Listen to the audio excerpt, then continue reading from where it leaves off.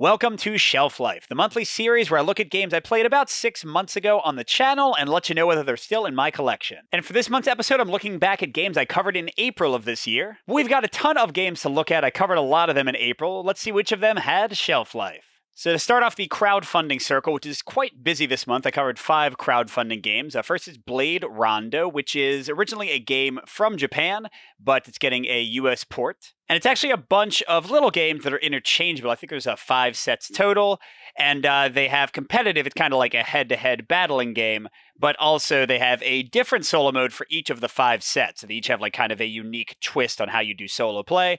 I was really into this one. I've only played the first set. That's what I played on TTS, what you're seeing here. But reading the rules for the other sets made them sound super exciting, so I did actually end up pledging this one all in.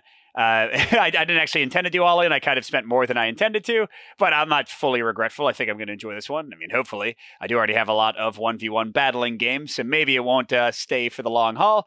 But yes, for now, this one was definitely a keep for me. I pledged it myself. Next is Assault on Doomrock, the Ultimate Edition. This is a new edition of a game that I enjoyed quite a bit back in the day.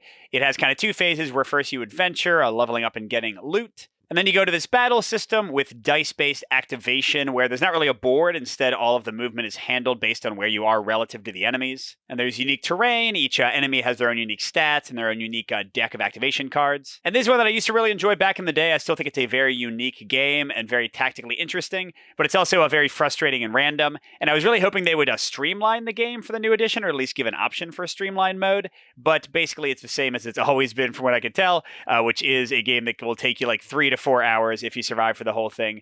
So I would not have backed this myself. I think they might be sending us a review copy. I still enjoy playing it, but not one that I personally need to own, just because, again, it's long enough that I don't think it'll ever hit my table. All right, third in crowdfunding is Fliptown. This one is pretty cool. It's a flip and write, but you draw some poker cards like you see here, and you kind of assign them to different spots, which are going to control which like action spaces you can go to. But also you're building a poker hand with one of the cards you put aside. So you're trying to like sort of build into good combos. And then you have like these different AI that will kind of pursue different things.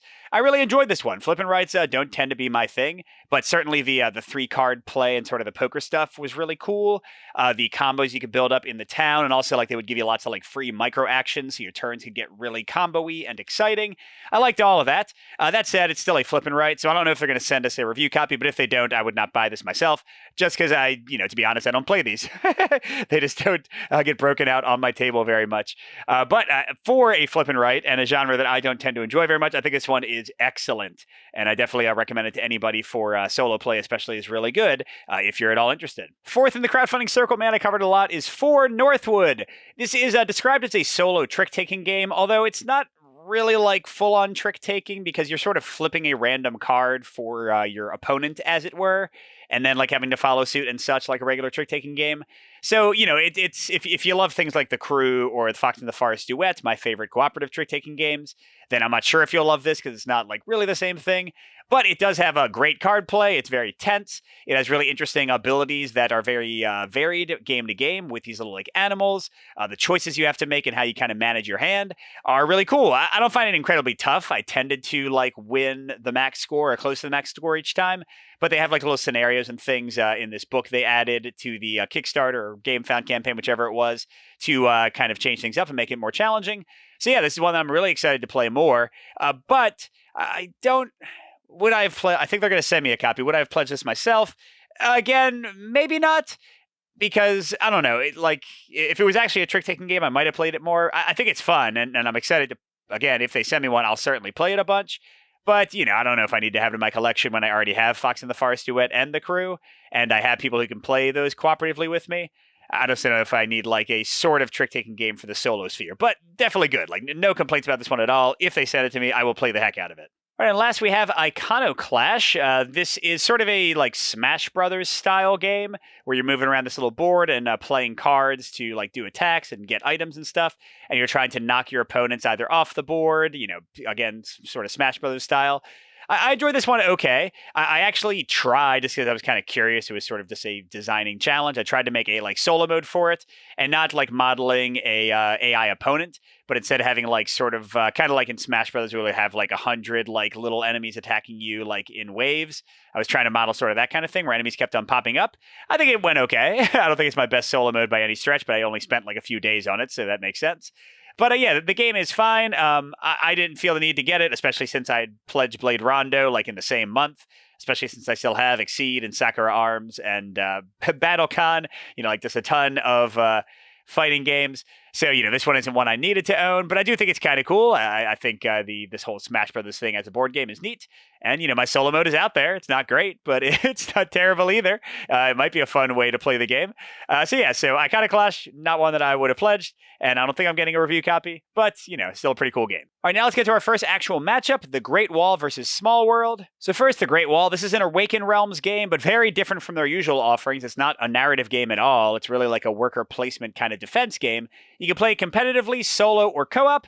And, I mainly played it solo co-op. That's what I do.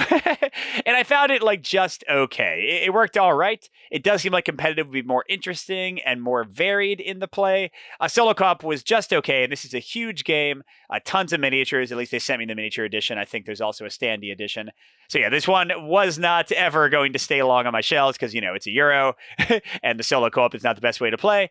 But if you are going to play competitively and like sort of a fun riff on worker placement, which I think this game definitely achieves, then you might really enjoy this one. Maybe check out The Great Wall. And I guess that means that Small World is the winner in this matchup. But I do want to be very clear. So when I did a video of this, it was of the official solo mode, which kind of just has generic guys popping up on the board and attacking you in a very straightforward way. And it's a cool little way to play Small World. I think it's especially cool to boost up a two-player game, so there's kind of more competition going on. But the reason I'm keeping Small World and that it's beating The Great Wall is that my kids have really enjoyed it recently. And that's really the selling point for me because I don't like the solo mode nearly enough to play it. It's sort of interesting to try out new combinations.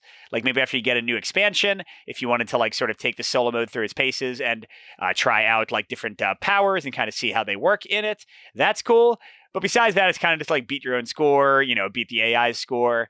The difficulty modifiers just to give them more units, which, So it's fine. I'm really cool. I think it's really cool they did it. I love that they have a solo mode for Small World. I love that you can, again, boost up the number of players in a two-player game.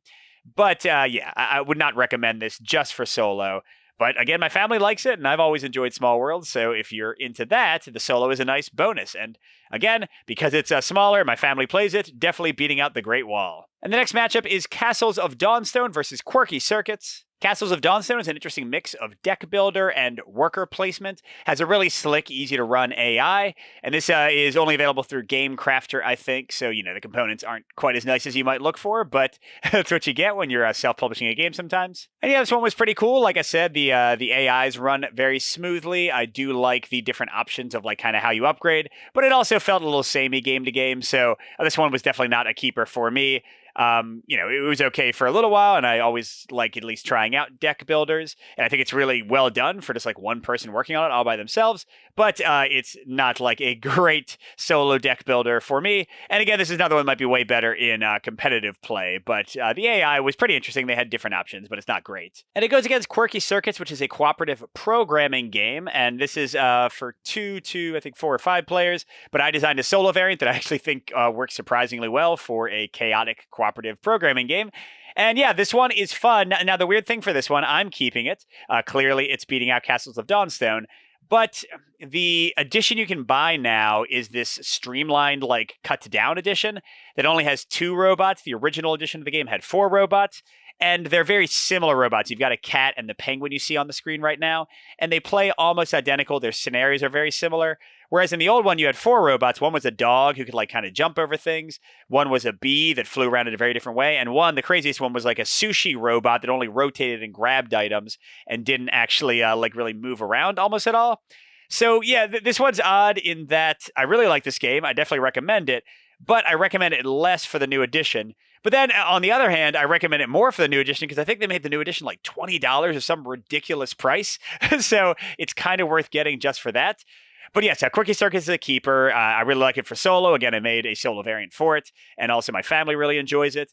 But it's a little bit, sort of a weird recommend for the new edition because I think there's so much less variety in it. But it's also just so dang cheap, and it's still like a very charming game. So take it or leave it. But yes, I'm certainly taking it over Castles of Dawnstone. Then our final matchup is Decorum versus Down in Flames Locked On. So Decorum I didn't do a playthrough for, and my review was just me talking. But this is a two-player cooperative game where you are trying to cooperatively give clues to each other by decorating a house to try to figure it out. And I thought this was going to be a call because I thought it was just okay. I would rather play some other cooperative deduction games like Letter Jam and Paint the Roses, probably be my favorites, or maybe Hanabi. But both my son and my wife really enjoy this as a two-player only game, especially my son. He has requested it several times, so I'm sort of keeping it for the family. But I think it's pretty good. It has a kind of fun theme to it. The way you give clues and that you sort of decorate the rooms and things without clear information, without clear communication, and just trying to sort of intuit what things they're doing, because basically you each have rules you have to follow. You're trying to figure out what the other person's rules are. I think it all works out really well. So not a top game for me, but again, my family loves it, so it's a keeper. Whereas Down in Flames Locked On, this is from the Down in Flames series from Dan Verson Games, and this one has a solo mode where you can go dogfighting, or it's got head-to-head play and it's card-based. Yeah, I enjoyed it okay. It's pretty random. If I'm going to play a DVG game, I'd much rather play David Thompson's Valiant Defender series, or one of the Field Commander games, or Warfighter. Dan Verson has a ton of awesome designs. This one was just okay. The AI is pretty random. I mean, it's fun. It takes 10 minutes, and the card play is exciting. And you can die at a moment's notice if you just aren't ready to defend against a missile, which I guess is realistic. So it's totally cool for what it does. But like most DVG games, it's probably a little bit more expensive than you want it to be. And the art is nothing to write home about. So yeah, it's totally fine, but not a keeper for me. Definitely Decorum beats this one out. Although if it was my taste and not my family's, then neither of them would be staying around. But there you go. Decorum over Down in Flames. So April was a bit of a mixed bag on the crowdfunding side. Only one game that I had to pledge myself, and 3 kept and 3 called on the retail side. Not too bad. But let's go right into the contest results and see who our big winner is. All right, here we go. Results for Group 1. The Great Wall actually got a bit more of the votes here, 55%, so only 45% guessed the correct answer, Small World. For Group 2, though, Quirky Circuits got the correct votes. So the most correct votes was 73%. Castles of Dawnstone only got 27%. And similarly, Group 3, most people got the right answer. Decorum got 63%, and Down in Flames only got 37%. And getting to our potential winners, we have a ton, so I'm not going to read out all of the names. It's close to 30 people. The ones in red are our Patreon supporters. You get double entry. The ones in purple chose not to be entered in the contest. You'll see that it was a little bit over 20, so I couldn't roll it with one die. So I'm going to roll a D6 on a 1 to 3. I'll use the group on the left. On a 4 through 6, I'll use the group in the middle to the right, and then I'll roll a D20 to go from there. All right, so here's our 6 first. So we're going with the group on the left, and a D20. Number 2, really early. That means, gosh, what are the odds? One of our Patreon supporters is the winner. Charles Fox, one of the frequent members on our Discord. So very cool. Congratulations. And thanks to everyone who entered. Go ahead and click on the new link in the video description if you want to enter for December. Good gaming, everyone, and I'll see you at the next stop.